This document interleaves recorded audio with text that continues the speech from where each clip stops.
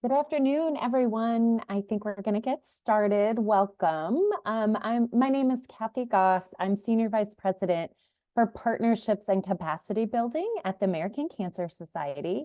We are thrilled to have you here today, and I have the distinct pleasure and honor to serve as moderator for our session today, which is called Let's Talk About It, Open Discussions with Cancer Experts.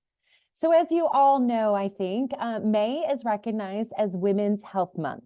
This month serves as a reminder to women to prioritize their physical and mental health and overall well-being.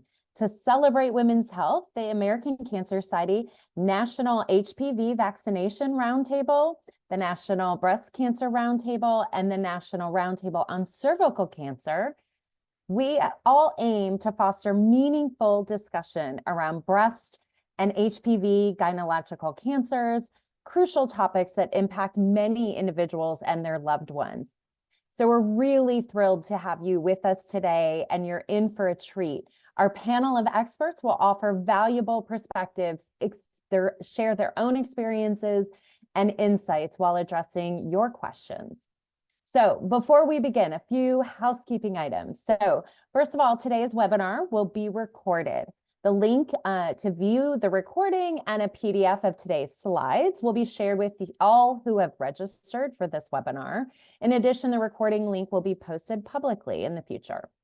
If you have any issues during today's webinar, or you have questions for our presenters, please use the Q&A.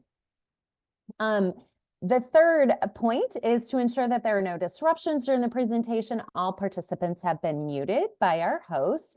And then lastly, to ensure that we have sufficient time for the Q&A at the very end, we'll be sharing an expanded panelist bios in the chat so that you can have access to those. Okay, let's go ahead and open our discussion. And we're going to have our first presenter, Dr. Shawana Moore. And she will present on the topic of Equity Matters, shedding light on the impact of breast, HPV, and gynecological cancers. So Dr. Shawana S. Moore is a health equity policy leader in women's and gender-related populations. Her advocacy work has truly transformed and shaped women's health curricula, national continuing education to recognize health inequities, particularly for women of color, and those who identify as female. Dr. Moore is the first African-American president of the National Association of Nurse Practitioners in Women's Health, and the inaugural co-chair of the organization's first Inclusivity, Diversity, and Equity Committee. Let's go ahead and have a warm welcome for Dr. Shawana Moore. Thanks for joining us, Dr. Moore.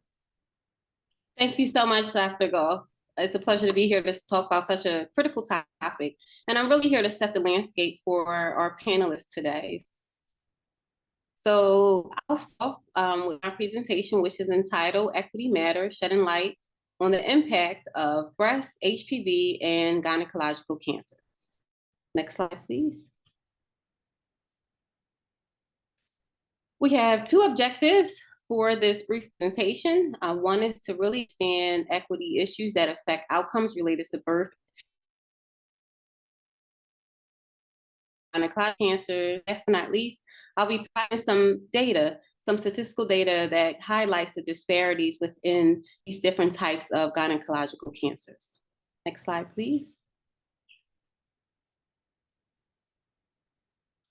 So when we think about equity, what is equity? So based on the data, we know that equity refers to the concept of fairness and justice in the distribution of resources, opportunities, as well as outcomes. It really has a huge emphasis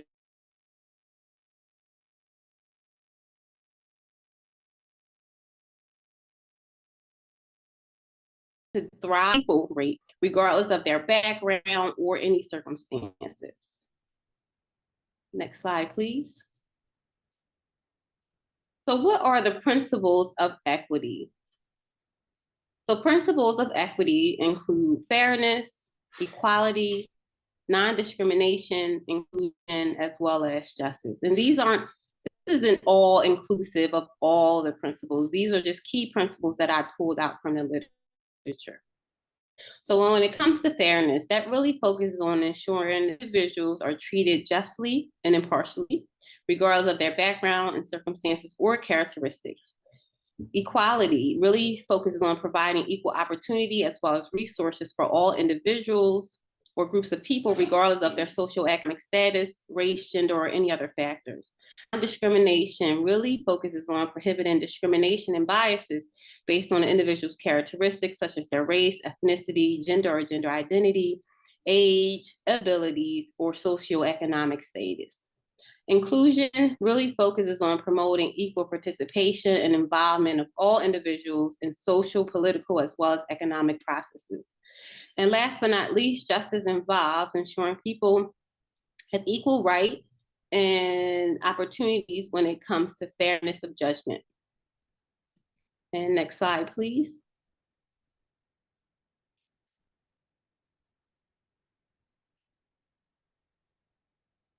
So when we think about social determinants of health, especially when it comes to cancer screening, diagnosis, and treatment, on this slide are several factors that can significantly impact the individual's access to healthcare services, as well as screening, timely diagnosis, as well as treatment options, and really their overall outcomes. And I'm just going to highlight a few key ones that are noted here. So when it comes to access to healthcare, having a limited access to healthcare can really create barriers to timely diagnosis for screening of cancer, diagnosis as well as management. And access can include barriers to transportation, shortage of healthcare providers within a specific area. Another factor, socioeconomic status. So individuals from lower socioeconomic status may face barriers such as financial constraints, inability to take off work to actually make their medical appointments, and limited access to comprehensive cancer care. Also, educational attainment. Often individuals with higher educational attainment may have a higher incidence of being able to obtain those appropriate screening, management, and treatment. However, those from lower may be less likely to participate in cancer screening programs. Race and ethnicity, we know that based on race and ethnicity, individuals from different minority or ethnic groups tend to not have higher screening rates or a timely diagnosis, as well as access to treatment. And some of those factors that really play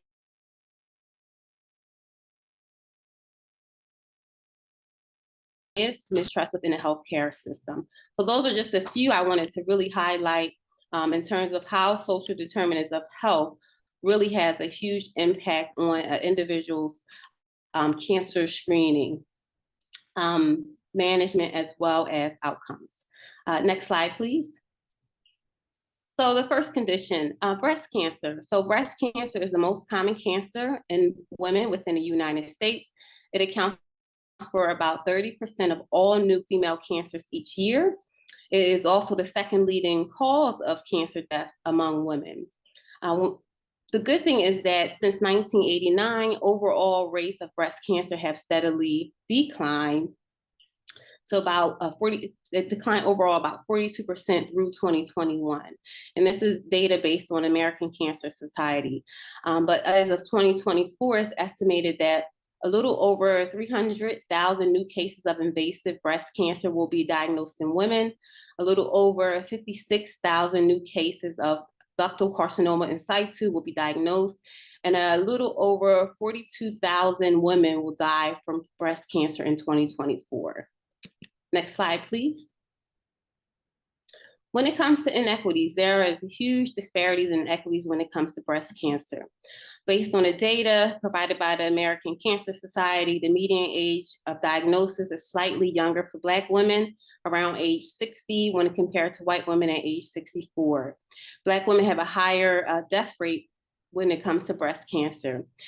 This may be partially due to the higher rate of triple negative breast cancer that is particularly high among Black women, more than any other race or ethnic group. However, based on the data, at every age, Black women are more likely to die from breast cancer than any other race or ethnicity. White, Asian, and Pacific Islander women are more likely to be diagnosed with localized breast cancer than Black, Hispanic, American Indian, and Alaskan Native women. And last but not least, Asian and Pacific Islander women have the lowest death rate for breast cancer. Next slide, please. So HPV-related cancers, and for this particular slide, I'm really going to hone in on anal cancer, oral pharyngeal cancer, as well as penile cancer. I'll touch a bit on vulvar and vaginal cancer on the coming slides. But for anal cancer, it's a rare type of cancer. It's one compared to colon and rectal cancer, based on American Cancer Society data for 2024, specifically within the US. There'll be a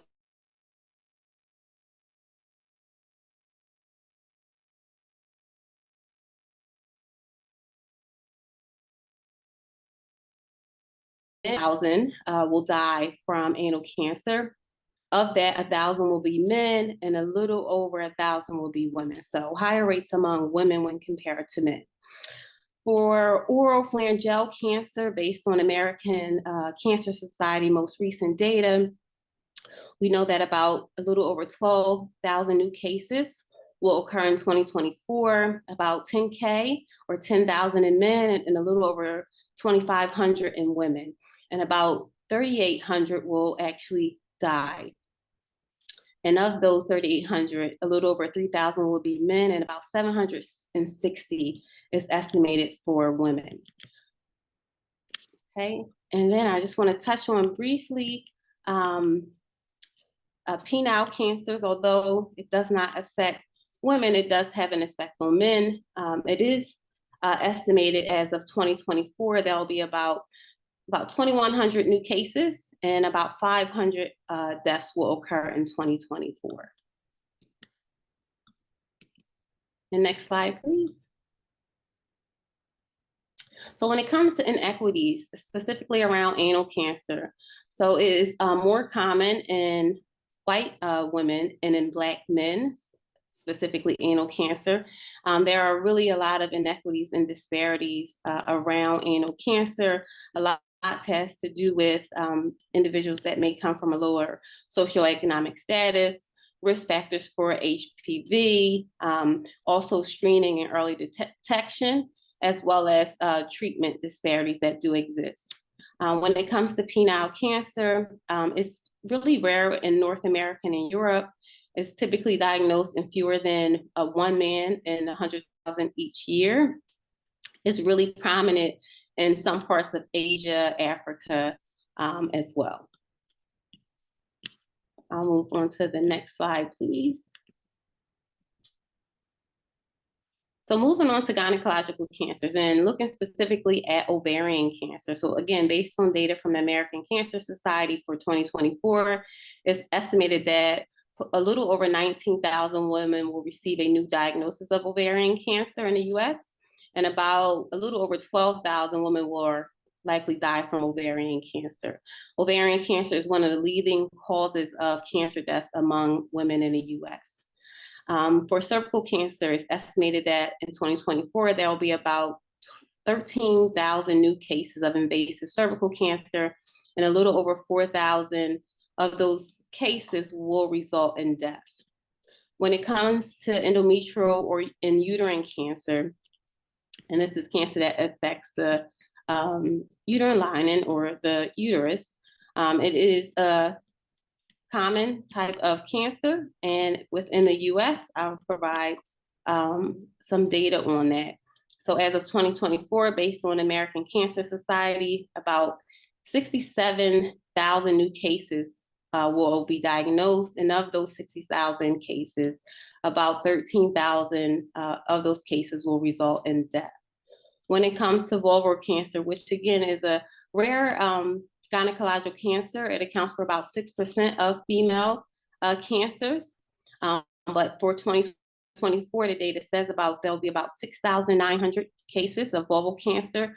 Of those cases, about 1,500 will result in death. And last but not least, for vaginal cancers, again, this is a rare type of gynecological cancer, but for 2024, it's estimated that there will be about close to 7,000 cases, and about 1,600 will result in death.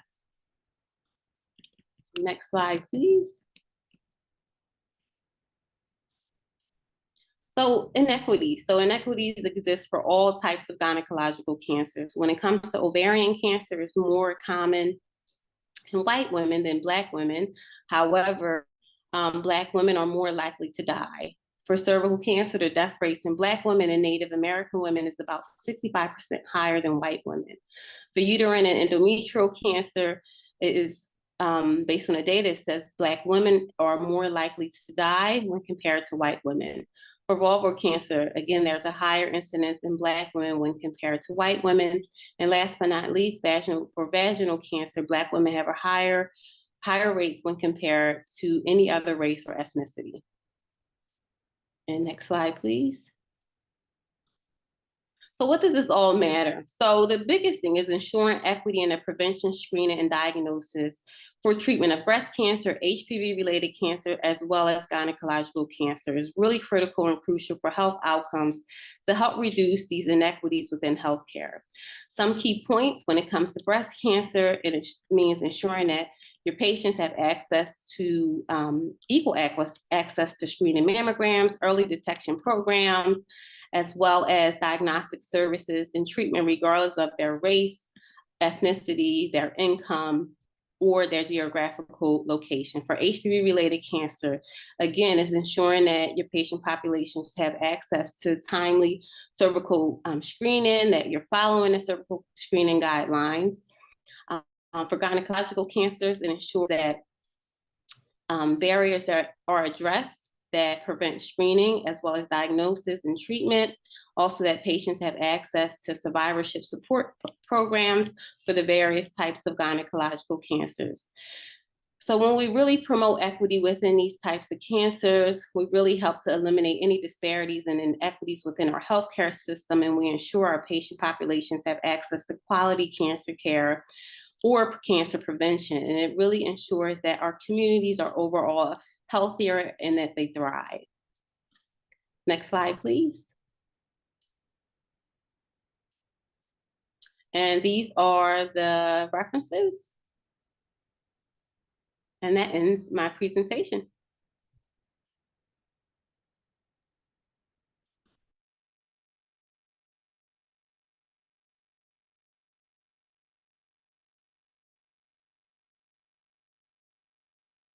Sorry, I am on. I was just having some trouble with the camera. Dr. Moore, thank you so much. That was a fantastic overview and presentation.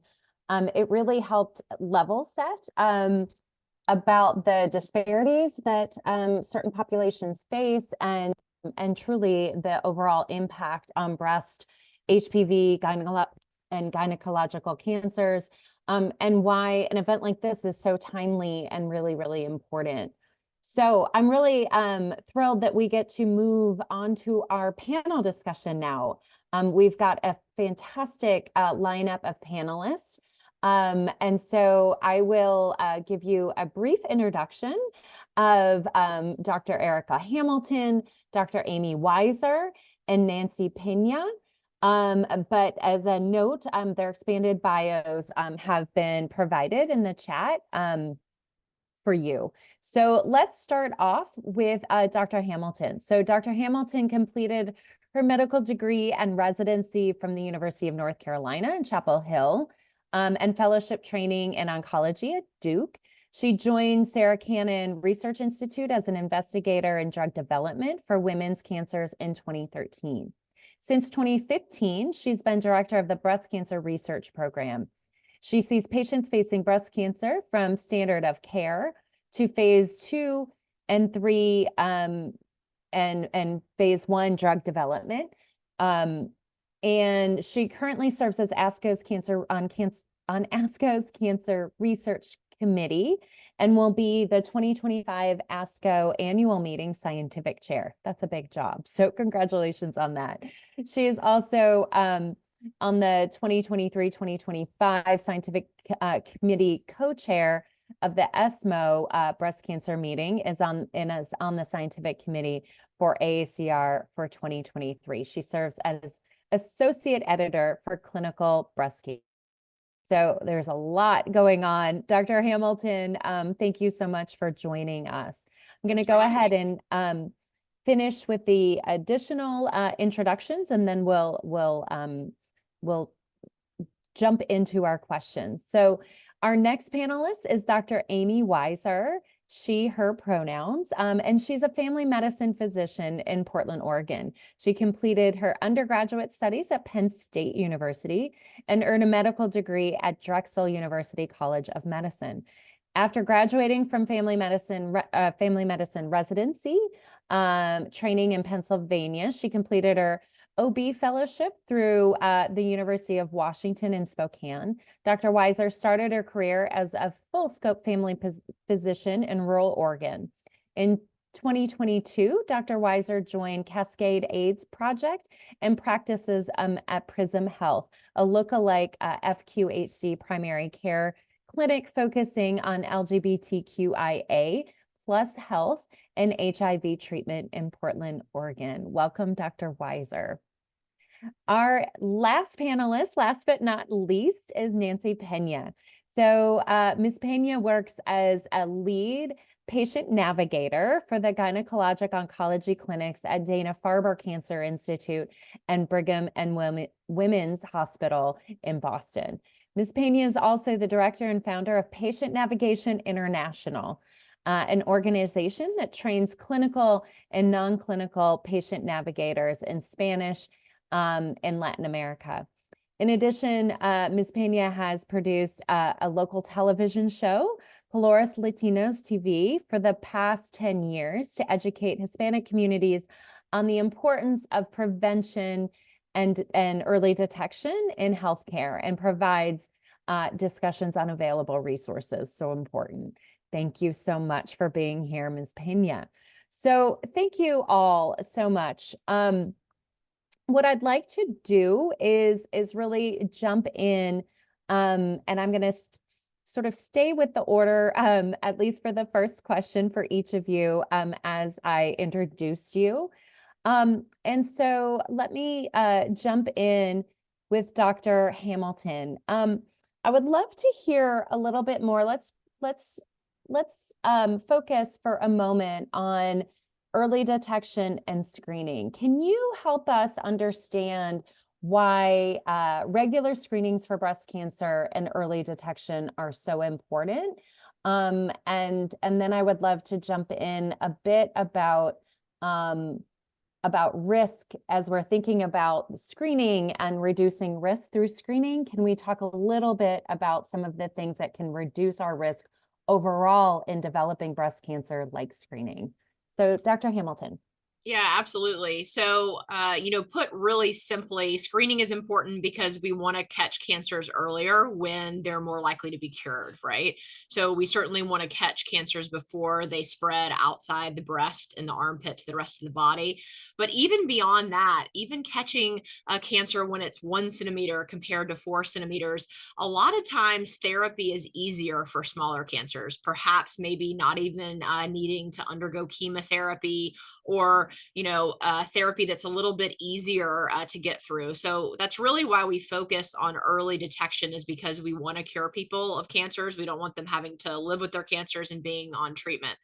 Interestingly, this is a timely question because the U.S. Preventative Services Task Force just issued an updated recommendation around breast cancer screening.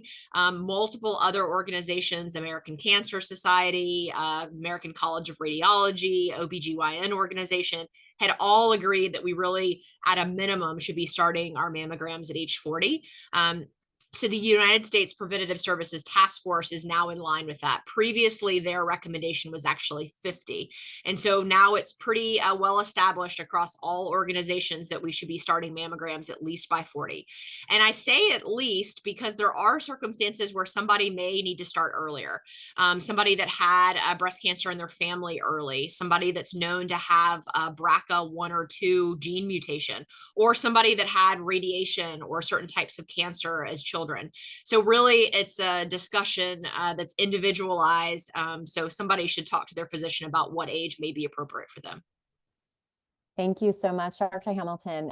Super helpful. And I'm also just wondering, as you're talking about screening, really as a way to reduce risk, obviously, and make sure, as you said, that if we can catch a breast cancer early, that the outcomes are better.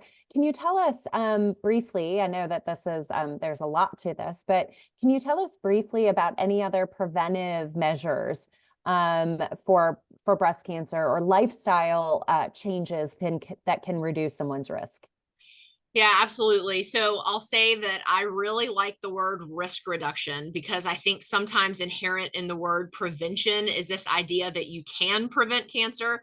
An individual can't prevent cancer, over, everyone that's living kind of a global scale, we can talk about prevention, but for each individual, it's really risk reduction. There's nothing you can do to guarantee that you're not going to get cancer. But behaviors, there's some things we know that we can control and some things we can't. So family history, we can't control that. Whether you've had a previous radiation, whether your breasts are dense, we can't control those. Things we can control is alcohol intake. We really recommend not having more than 1 drink per day for females. Maintaining normal body mass index can also reduce risk. And so there are some things we can prevent and some things we can't, but we really talk about risk reduction. Terrific. Thank you so much. Okay, we're going to turn to you, Dr. Weiser. And as we're talking about reducing risk, I'd love to turn to the HPV vaccine.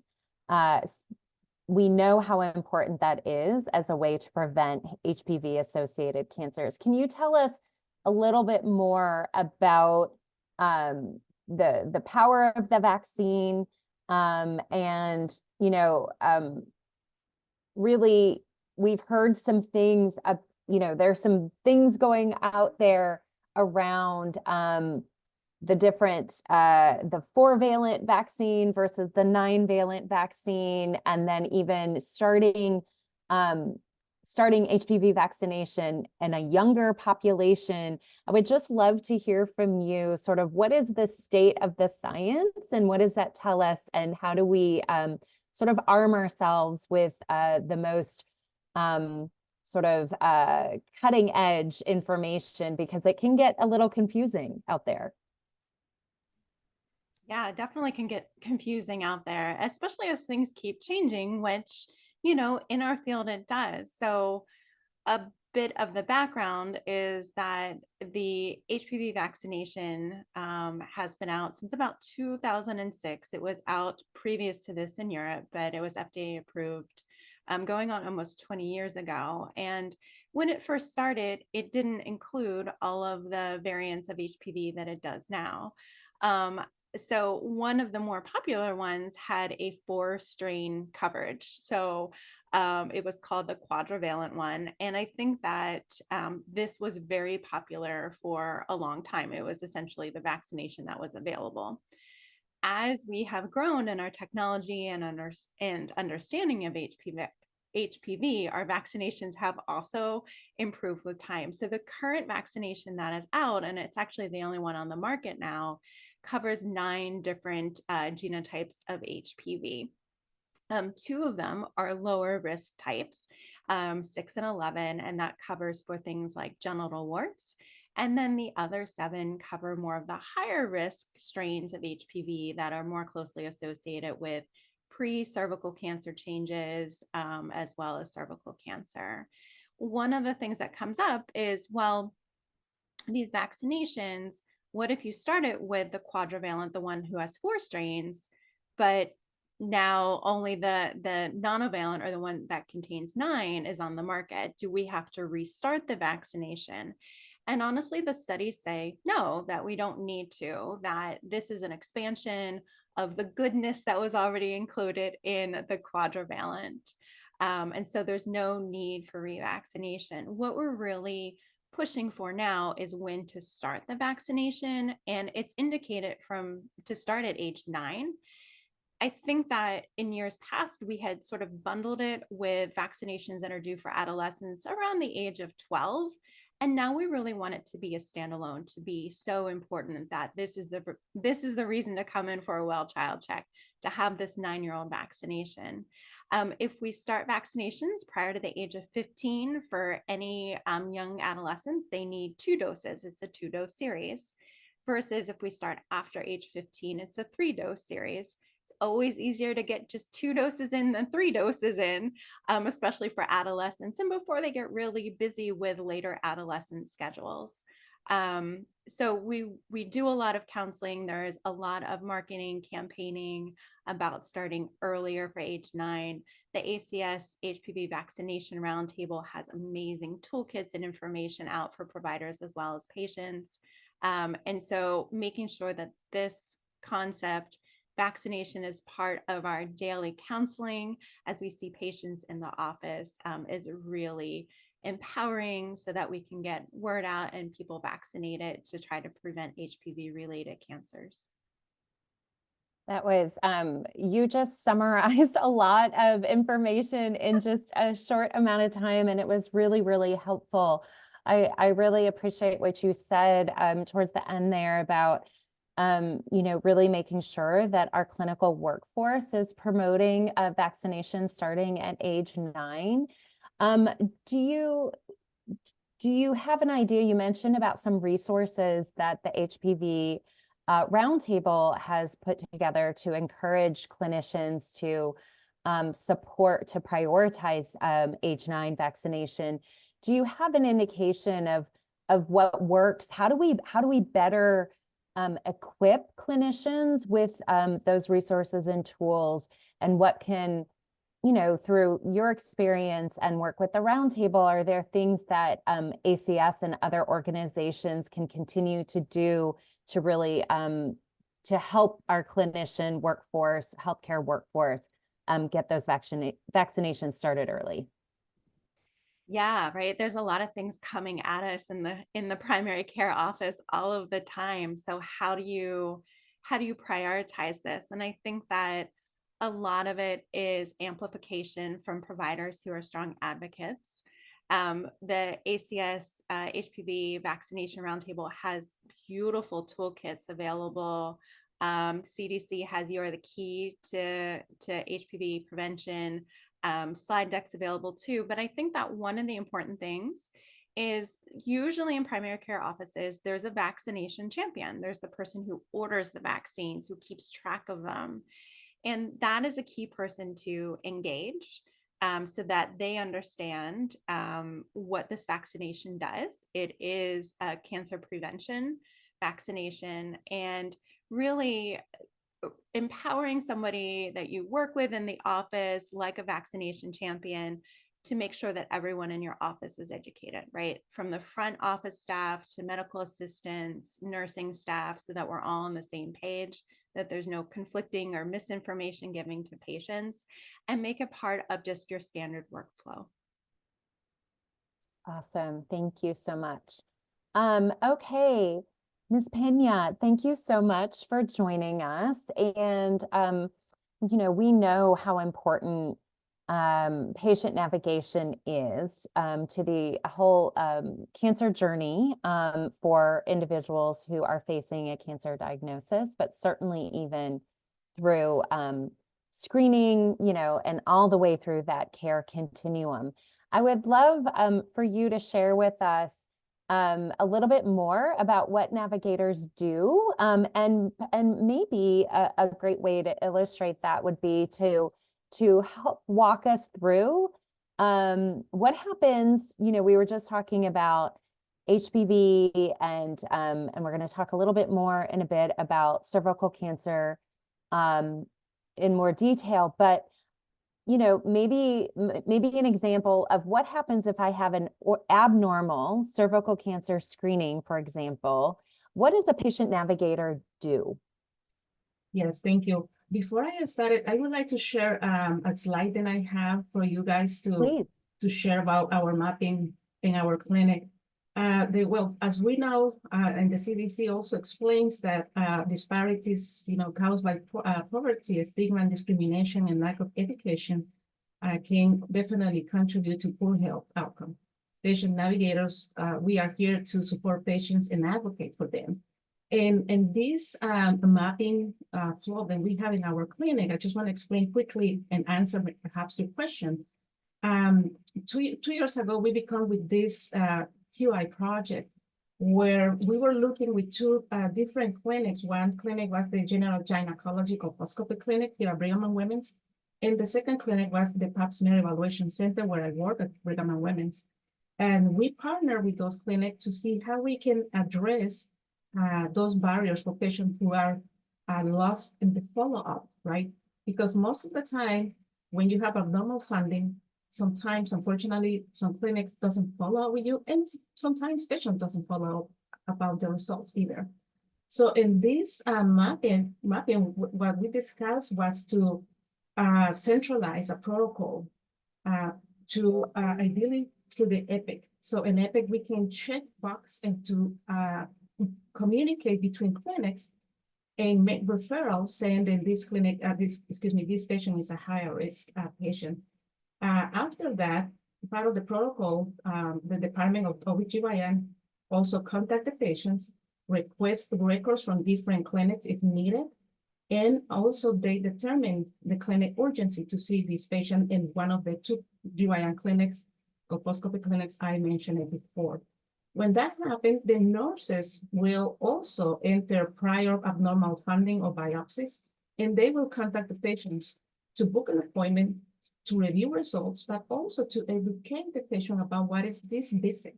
We learn in our clinic that a lot of patients, sometimes they are being referred from different health centers and they don't understand why they are being referred to our GYN oncology clinic. And when they came to our clinic, they are very frustrated.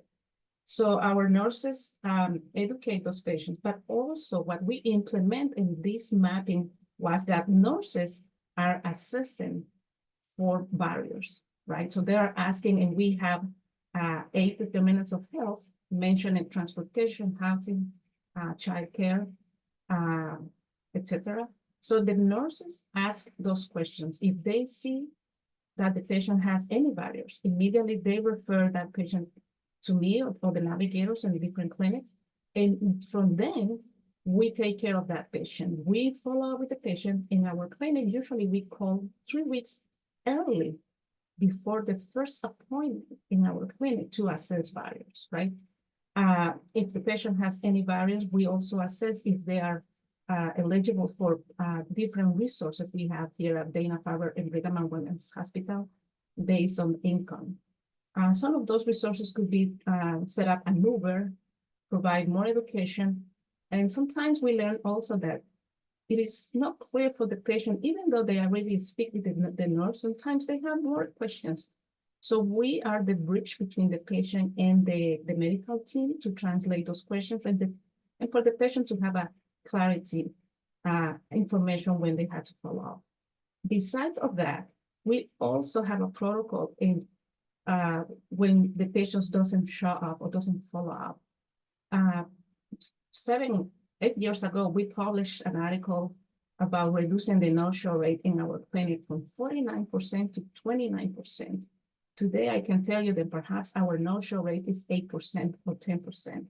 But that happens because we implemented a different QI project. When we call patients to reschedule an appointment, we don't just call them to reschedule. We ask them why, what's the reason, or what happens to them that they didn't follow up.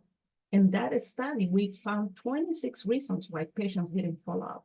The first reason was I forget the appointment. The second reason was I had menstrual period. And the third was I didn't remember about the appointment. So now our clinic anticipates those barriers. And when we call patients to reschedule appointments, we ask about menstrual period, right? Just to see if that appointment is not going to match with that situation. And I just want to give a brief example, and we have a case here about a safety net project. This is mapping in this slide. One of the patients was having a baby. She's a refugee lady, 32 years old from Haiti, with high-risk cervical cancer. After her pregnancy, the clinic, OBGYN, found that she has a high risk of cervical cancer. She has no transportation, no family support, just her husband, and she just had 3 months in the United States. And she doesn't understand why she has to follow up with us after having the baby. So the intervention of navigation was to call this patient almost 18 times before her first appointment. Why 18 times? Because she was having a lot of questions. Her husband has questions also about the procedure. And they don't understand the health system in the United States. Remember, they are just 3 months in the United States and they are refugees. We were able to provide them with transportation and support, and also escort the patient from the lobby to the clinic, because she explained that for her it was very confusing to navigate those huge hospitals in the United States versus her health center in Haiti. And she needed a loop procedure. The loop procedure is a electrical procedure, then remove abnormal cells. But remember, after a loop procedure, patients cannot have intercourse for 1 month. So she was worried about that, how she's going to communicate that to her husband. So we finally have a meeting with her husband, the nurses and the doctors, and explain that she needs this procedure to save her from cervical cancer, and also not to have intercourse for 1 month. After those interventions, the husband support her, and she finally had the procedure. But again, every time she has to come back and follow up with us, I had to meet her at the lobby. And that's navigation, right? To wait for her, we have a way to see what the Uber is coming in our platform. And when I see that she was almost 2 blocks from here, I had to walk to the lobby, wait for her, and bring her back and forth.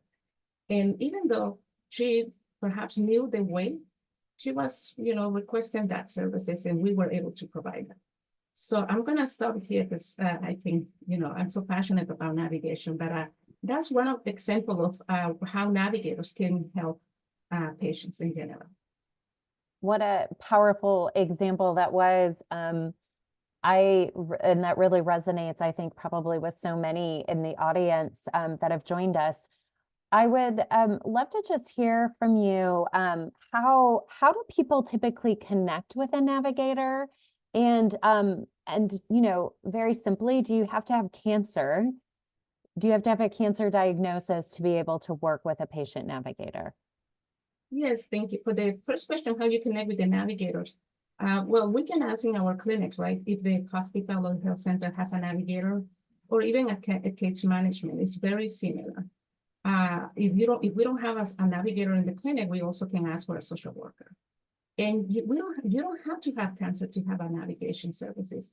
Right now, we have to remember that the Biden administration just passed this new rule to reimburse patient navigation services, right? And in March, also, they announced that private companies, private health insurance will also reimburse for patient navigation services. So that means that navigators are going to be hiring more right now in different areas. We have navigation in the emergency room here, and we have navigators that support diabetic patients, cardiac issues patients, etc. So you don't have to have cancer to have a navigation services. Great, thank you. And I'm going to tee up a question for you. We'll come back to you. But I would love to talk a bit about what happens if someone's hospital, someone's clinic does not have navigators. What do you recommend there? So that's just to give you a little teaser. So I'm going to go back to Dr. Hamilton. You talked really clearly about the importance of reducing cancer risk, and I would love to dig into a bit about genetic testing and why that's important in assessing breast cancer risk, and how does it assess risk, and who should consider undergoing genetic testing, because I know there's a lot of information about that out there, but again, sometimes it can be a little confusing about sort of who fits in that sort of profile as someone who should undergo testing. Yeah, I think that's a really important question. And honestly, it's not completely straightforward. It's been a little confusing over the years. I'll say that now in 2024, many more people undergo genetic testing than we used to have. And that's really because we have approved drug PARP inhibitor, especially for breast cancer, that's higher risk for people that have a BRCA1 or 2 alteration. So now that there's a linked therapeutic, it makes sense really to test even more people so they potentially could be eligible for that. Separate from that, really, it's based on family history and the age that you're diagnosed with cancer at. So if you're less than 50 and you get diagnosed with cancer, that's an appropriate person to do genetic testing for. Similarly, if your family pedigree has a lot of breast or ovarian cancer in it, that's another way people qualify for genetic testing. If you've had 2 breast primaries or actually any personal ovarian primary, that's another reason people qualify for genetic testing. Now, all of that being said, I think that there's this misperception that most people that get breast cancer have a genetic risk, that they have a BRCA1 or 2 alteration, and that's not the case. So, less than 10% of our breast cancers in the United States have anything to do with a BRCA1 or 2 alteration. So said a different way, the majority of people diagnosed with breast cancer, 1 in 8 women now will be diagnosed with breast cancer, really don't have risk factors to point to. They don't have an alteration in BRCA1 or 2, and they're really kind of more average risk.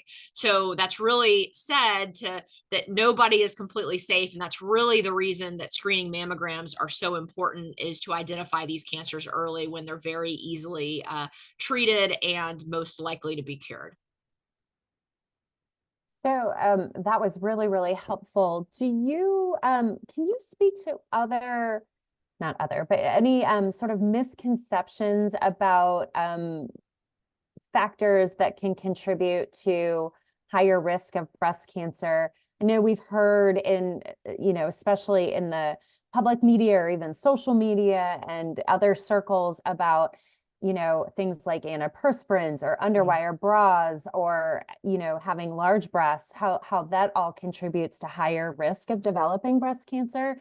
Can you speak to any of that so that we are a bit more informed and can, inform those around us in our own networks?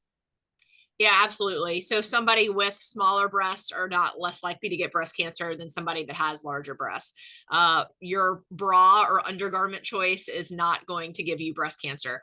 It's true. A lot of times somebody comes in and they said, oh, I fell or I bumped my breast on the kitchen cabinet, or I wore this really uncomfortable bra on an overseas flight and I noticed this mass. None of that really caused the breast cancer. It was just whatever happened, that somebody might have actually been touching the breast to feel that and notice that it's there. Antiperspirants also don't cause breast cancer. Deodorants don't cause breast cancer. It's interesting, actually, certain diets don't have a lower risk of breast cancer. So somebody that's vegetarian or vegan or eats meat or eats low carb, really diet isn't linked to breast cancer. Certainly physical fitness and maintaining normal body weight can be quite helpful. We know that people that have more body fat have higher circulating levels of estrogen, because our body fat actually converts normal steroids into estrogen after menopause. And so that can affect somebody's risk recurrence for breast cancer. But those things that are kind of the wives' tales, in fact, do not cause breast cancer. One thing that is more recognized now is breast density. Women that have a higher breast density are more likely to have a cancer, and unfortunately are more likely to have that cancer hidden, maybe on a traditional mammogram. And so there was actually a pretty big breakthrough that now in all states, it's mandated for your breast density to be disclosed to you on your mammogram report. So now everyone should know if they do have particularly high breast density. And if so, then that's a conversation to have with your provider of, is there additional screening I need to do? Because there are other tests we can do for people that have higher breast density. Okay, we're going to come back to you, Dr. Hamilton, about some information around clinical trials. So That's your teaser. Okay, so we're gonna go back to Dr. Weiser to follow up on some things that you were sharing about the HPV vaccine. One question here is around, would HPV vaccination provide any benefit to me if I've had an abnormal cervical cancer screening test? Oh, Oh, all right. I got the button. I'm clicked. Yeah. So say you do have an abnormality on your screening, on your cervical cancer screening test. We think about having the vaccination between the ages of 9 and 26, and then after the age of 26 up to age 45. It's really a shared decision-making conversation, meaning that we think about risk factors that our patient may have. We talk about these. It's not a clear recommendation. So, there are clear recommendations for some vaccinations. We recommend everyone to have the flu shot yearly. We recommend COVID vaccination.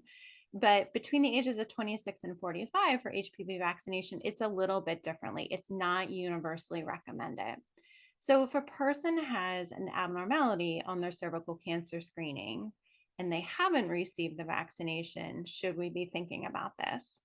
Most of the studies are supporting, well, we are gaining information each and every year, it seems, but of the studies that are available, there is a thought of having an adjunctive HPV vaccination after you've had treatment for an abnormality. So this doesn't include people who have a mild abnormality, come back in a year for a co-test. This is more after a person goes for a colposcopy and actually a therapeutic procedure as well. So there is some advantage of having the vaccination, not so much as a treatment, and that should be clearly communicated with the patient, but to try to prevent any other HPV changes that may occur if a person is exposed to a different type of HPV, right? Because there's so many out there. And so we're thinking about a collective secondary prevention with the vaccination if possible. But really, it does go back to shared decision making, as most of these patients are going to be older than age 26 and may or may not have had the vaccination. If a person does have an abnormality and they have received the vaccination, that's not a reason to redose. You don't need a booster dose for HPV. Studies have not recommended that. So let's sort of shift from the vaccine to testing. So there's some recent news about self-sampling and self-collection. I know this is a topic near and dear to your heart, and I would love for you to sort of share with us, what does that mean? How do we, who benefits from that? How does self-collection happen? And can it happen anywhere? So in other words, at someone's home, or does it need to be in a physician's office or clinic or a pharmacy or something like that? Yeah. This is a super hot topic. The FDA just approved this month, actually, for primary HPV self-collection. And I think that it gets a little complicated and a little nuanced. So I'm going to take the opportunity to kind of step back for a second and level set, because we need to make sure that what we're offering is truly what we can be offering and that everyone's on the same page. So there's 3 ways to screen for cervical cancer. There's the traditional PAP that gives us cytology or cell sampling. There is co-testing, which is it's the PAP, it's cytology, as well as HPV results. And then there's primary HPV testing, and I'm going to focus on that for a little bit. Primary HPV testing was FDA approved about 10 years ago in 2014. But most of us haven't really moved to using primary HPV day in and day out. And there's a couple of reasons for that. Until the 2020 ACS guidelines for cervical cancer screening, it wasn't put forth as a preferred method in order to collect the screening. We know that as things go from acceptable to kind of preferred, that is a push for payers, for laboratories to get on board and try to change infrastructure so that is the test that is used most frequently. It costs a lot of money and it takes a lot of time to get there. One of the bright points of COVID, which no one has ever said bright points of COVID, but I'm going to in this context, is because some of the lab equipment that came into play in order to screen for COVID, those machines can also screen for HPV, for primary HPV. And so that may be a secret bright spot that we now have that infrastructure building up so that primary HPV testing can be the preferred way of testing and more mainstreamed in the next few years, becoming this is the way you screen for cervical cancer. So why am I babbling on about all this? Well, it has to really do with self-collection. In order to have self-collection, your lab setup needs to be based on primary HPV. And there are 3 different machines that can run primary HPV. So you have to have the right machine. You have to be in contact with your lab to set up all those moving parts. And self-collection is not approved to be done in the house yet. So I think about colon cancer screening, where sometimes your health provider or even your insurance company, if you have insurance, may send you like a colon cancer screening kit in the mail. We're not there yet, but we would love to be in the next few years. So for this period of time, really what we're doing is self-collection in the healthcare setting. So a patient would come in to see me and I would have the proper swab and the proper setup with the lab that I could offer this to them. And they would do a self-swab. They would place the swab in the vagina. It doesn't have to collect cervical cells. So that PAP, that crampiness, if you have a cervix, it doesn't need to collect those cells. Really what it's looking for is HPV DNA, that genetic material that is in the vaginal area on the cervix. And so that's why a self-swab can be collected. So that's what the self-swab is. And then ultimately, we do hope to be able to have patients do this at home. It's a great method of reaching patients who maybe have a lot of different barriers. And I think Nancy really spoke to many of them, so I'm not going to belabor that. And also to patients who have a lot of trauma associated with a speculum exam, which even if you don't have any sexual assault trauma, this is a really invasive exam. And so we're hoping to really empower people to have these screenings done, to have it done in as least invasive way as possible, and to have them be in control of that particular screening. Having an abnormality in this screening, a lot of times they are going to need to come back for more of that traditional speculum collected cervical cancer screening.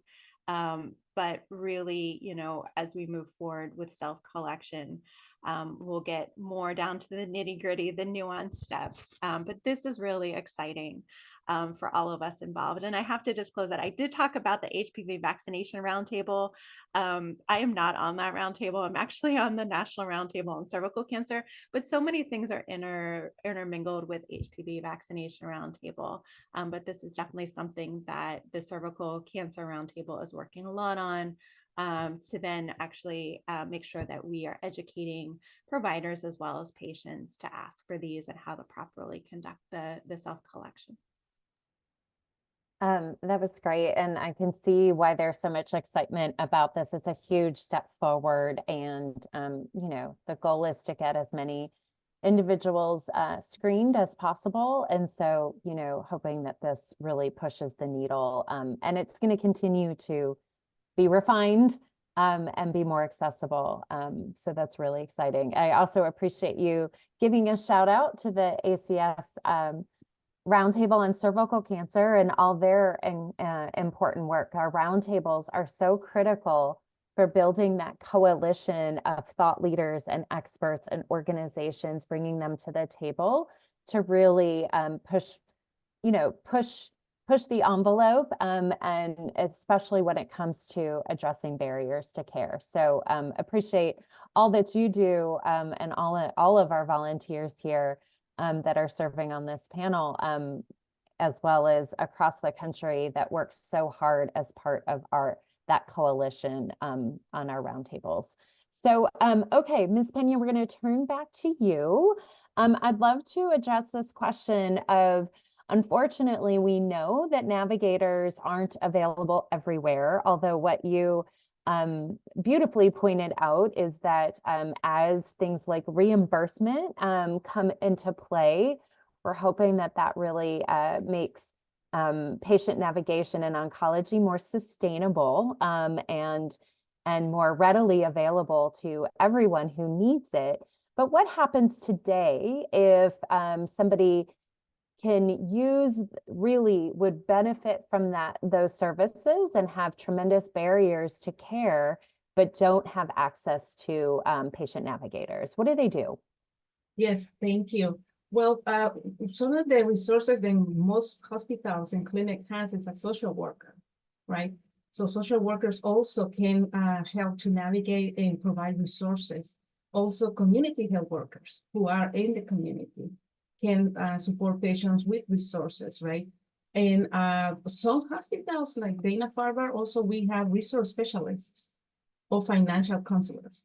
So those roles can definitely perhaps not fit until the like a navigator, meaning like the navigator is gonna go with you or support you during the visit, but also they will help you to find resources into the community.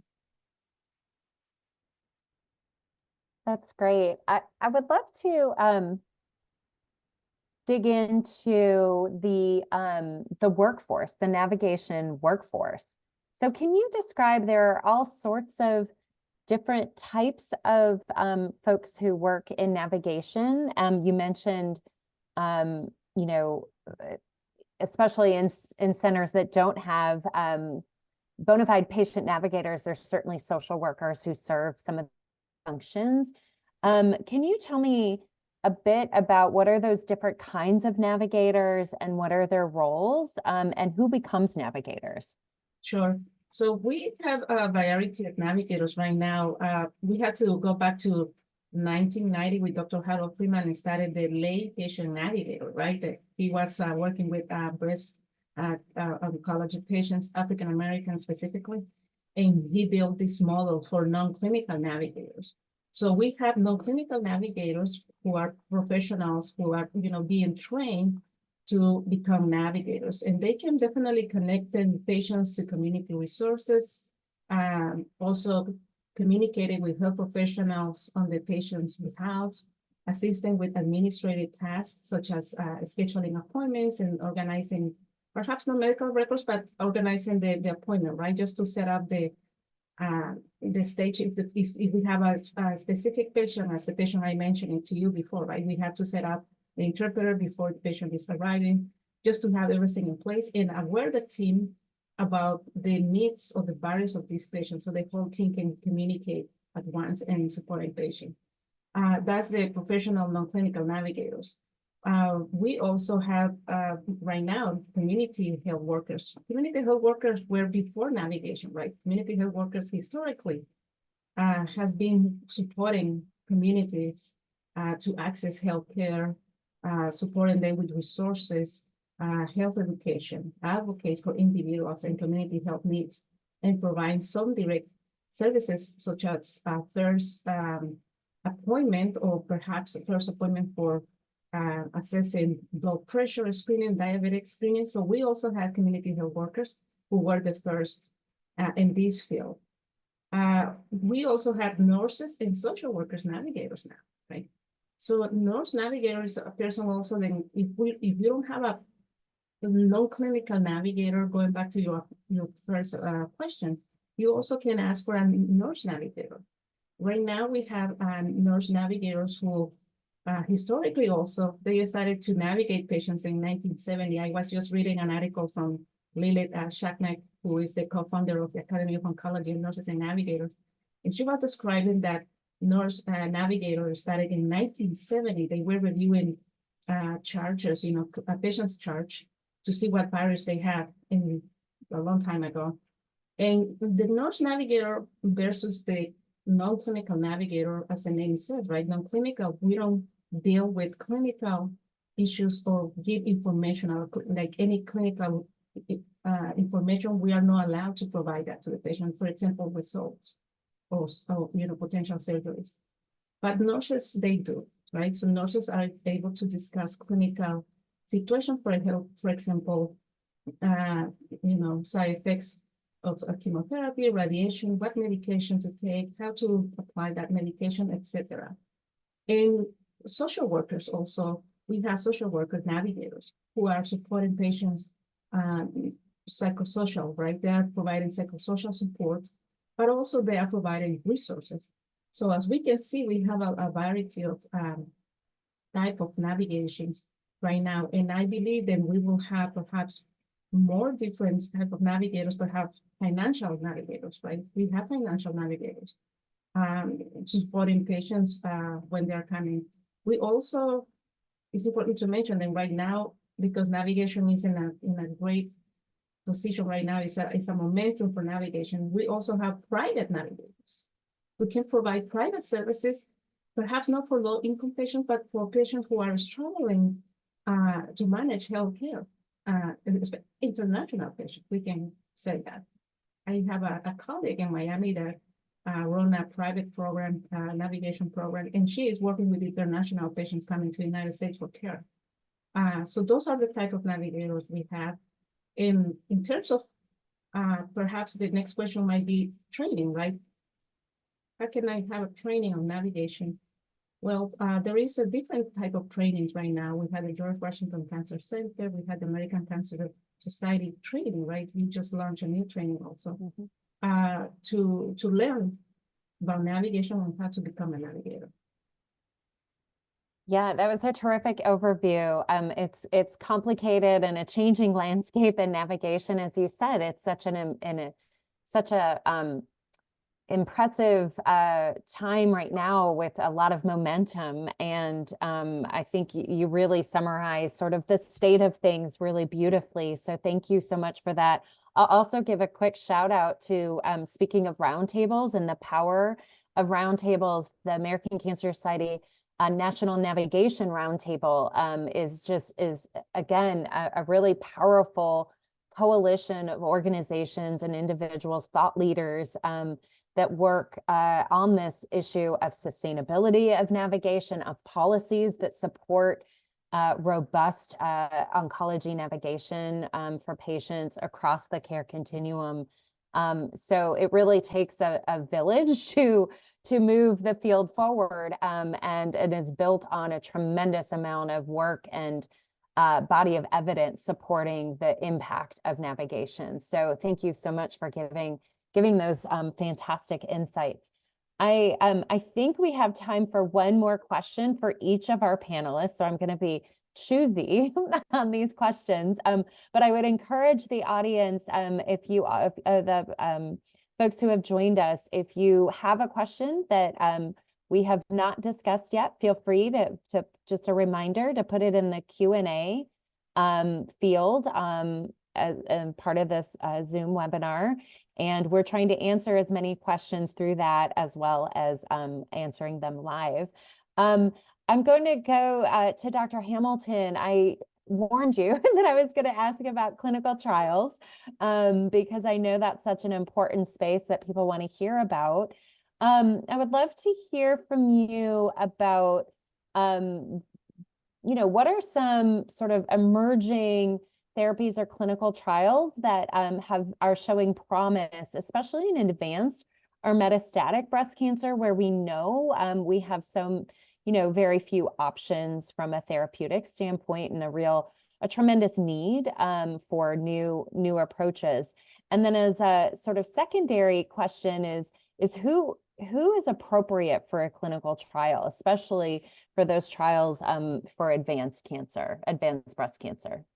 Yeah, so I may start answering this in early cancer and then I'll go to metastatic cancer. So Perfect. to the second question, everyone is appropriate for a clinical trial. Not everyone may qualify for a variety of reasons, but there are trials for people with incurable breast cancer. There are trials for people that have already completed their treatment and maybe are just in surveillance and we're monitoring the blood for markers that can indicate cancer. There are trials for people that have not received treatment yet, where we're trying a new therapy versus something standard. There's actually been a big breakthrough through a clinical trial that actually had nothing to do with the therapeutic at all. It was a test called Oncotype DX, trying to figure out if we could figure in the actual cancer, are there certain genes and a signature that would predict less likelihood of cancer coming back, where those women wouldn't need chemotherapy. And that was actually successful. And so for the past several years, there's a lot more women with ER positive disease that ultimately don't need to have chemotherapy. So in the metastatic setting, there are new drugs. I like to say coming every day, but literally we have 3 to 4 drugs approved a year for metastatic breast cancer. One of the really big hot classes of drugs right now are something called antibody drug conjugates, where chemotherapy is fused to an antibody through a special linker. And so we like to call this the smart bomb. It delivers chemotherapy preferentially to cancer cells that express that target and kind of leaves the rest of the body alone. And so they're more effective because we can attach kind of stronger chemotherapy to them, but they also tend to be better tolerated because we're not getting all of those side effects on normal healthy cells that we're not targeting.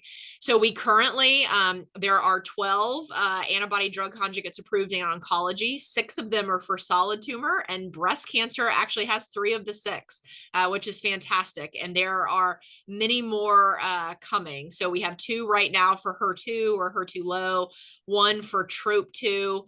And now we're getting even smarter with this technology. Could we even attach an immunotherapy molecule on it instead of a chemotherapy molecule? What about, instead of just targeting one antigen, a bispecific, where we're targeting 2 different antigens on the cell surface to help with resistance? And so we have ASCO starting later this week in Chicago, where we'll hear a lot about antibody drug conjugates and new advancements. So stay tuned. Awesome. Yeah, can't wait for ASCO.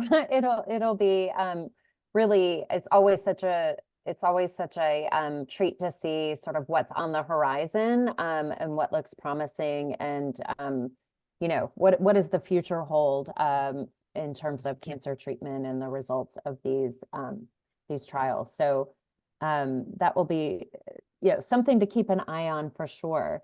Dr. Weiser, I'd like to turn it to you to talk about, we heard, I actually have 2 questions for you. I know I said just one, but I have 2 for you. Just because I want to make sure that we have time to talk about, we've mentioned sort of in passing an abnormal screening result for cervical cancer. And I really want to sort of understand, what does that mean? And sort of what are the next steps following an abnormal result?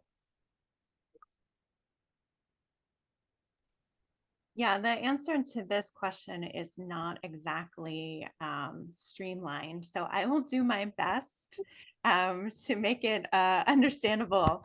But I want to start with the provider perspective of an abnormal result, because I really want to just say that we speak to each other in acronyms that become words, and it's not normal. I mean, our language patterns, after we go through all of our training, are very abstract to most people. And even if I'm talking to a provider who doesn't do a lot of GYN or gynecological based care, they're not gonna quite understand what I'm getting at on the first go.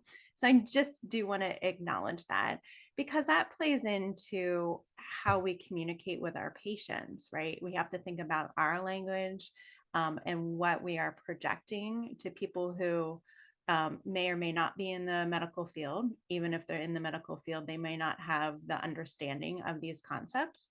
As well as, if we're delivering news of an abnormality to someone, the response is going to be anxiety, it's going to be fear, especially when it's a cancer screen that's abnormal. And that every conversation that we have is very nuanced. People come into the office for your 15 minutes of time with them from so many different life experiences and moments in the day. And so making sure that you're setting enough time with people to talk about these abnormalities and the next steps are really, really important. So with that said, when a provider tells a patient that they have an abnormal result, usually it means that the cervical cytology or the cells from the cervix, that pap, are abnormal. And so we kind of think of a dichotomy of normal and abnormal. When we get to abnormal, I think of it as more of a scale or a spectrum. So I start with normal, and I kind of explain that when we look at these cells under the microscope, they look like how we expect them to look like. And then there's results that cozy up to normal, and these are a lower grade abnormality. It means that they're a little bit different, but they're fairly relatable to normal. And then we go more low grade changes, higher grade changes, and then to cancer. I think that it's really important to have communicated that up until higher grade changes, these are all pre-cancer. So an abnormal result doesn't mean that you have cervical cancer, although that's usually how it lands when you tell someone this for the first time, because that anxiety and fear kicks in. So making sure that we're communicating this well, and that we are going to plan treatment specifically for them based on this result, their age, past results that they may have had, to really tailor it to them as an individual. And the guidelines for management of abnormals that were released in 2020 do exactly that. It's more risk-based now, is how we treat our patients. The other thing is that our results may be HPV positive, negative. And what does that mean? Well, HPV positive, it is a very commonly, it's a very common infection. It is sexually transmitted, but it is so common that I think of it as ubiquitous, almost like the common cold. Most of us have had HPV, but our bodies have either cleared it or, have harbored it for a long time, and now it's just showing up. What we do is we test for high risk ones. And so explaining to someone that you just happen to have the one that we test for reduces a lot of stigma from it, which is also a focus that some people can have when they're thinking about these abnormal results. It's very psychologically very disturbing, and a lot of self impact can be associated with it. So talking about these results and then making sure that we have a plan moving forward. So next steps are come back in a year and we're going to monitor, or we might need to actually take a sample or a small biopsy of your cervix in the form of a colposcopy, or you might need treatment. And that treatment is to make sure that we catch this early enough so that it doesn't devolve into frank cancer.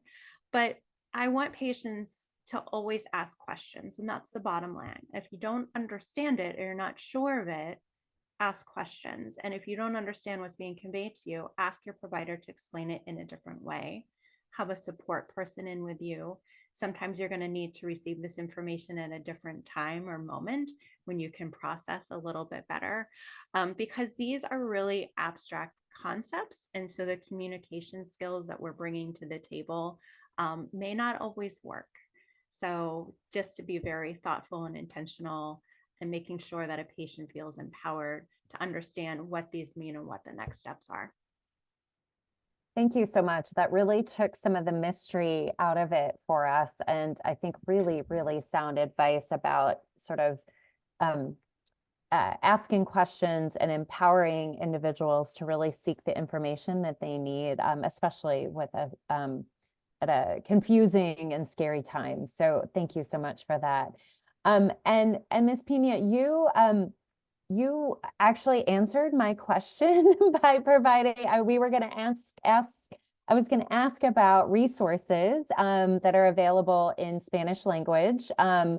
And I think, I just wanted to make the point there that resources are so important. And so I think the more that we can do to share resources that are accessible for all of the individuals that we serve, that's so, so important. So I know certainly you can go around navigation. I would encourage folks to go to the National Navigation Roundtable website, cancer.org, and other resources like the ones that were put in the chat for the group. We've run out of time, unfortunately. I feel like we could go on forever here with this group.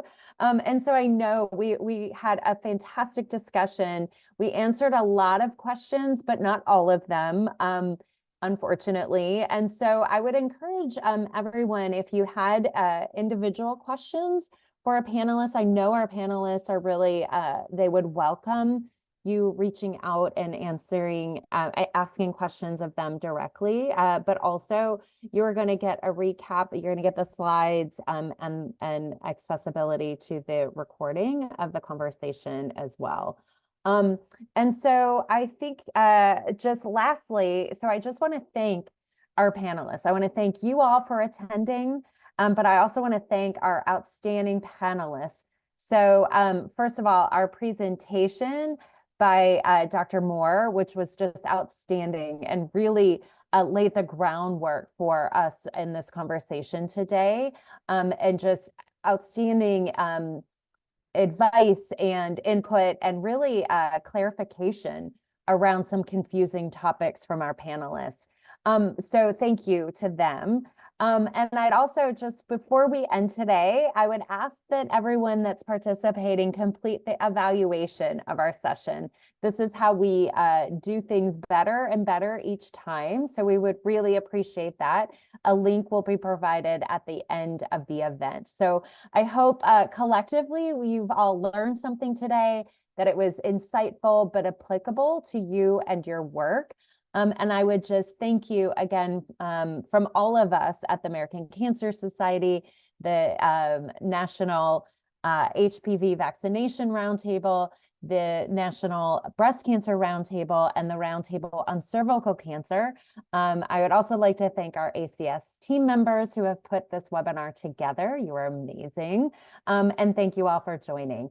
Have a great rest of your day and a fantastic week. Thanks so much.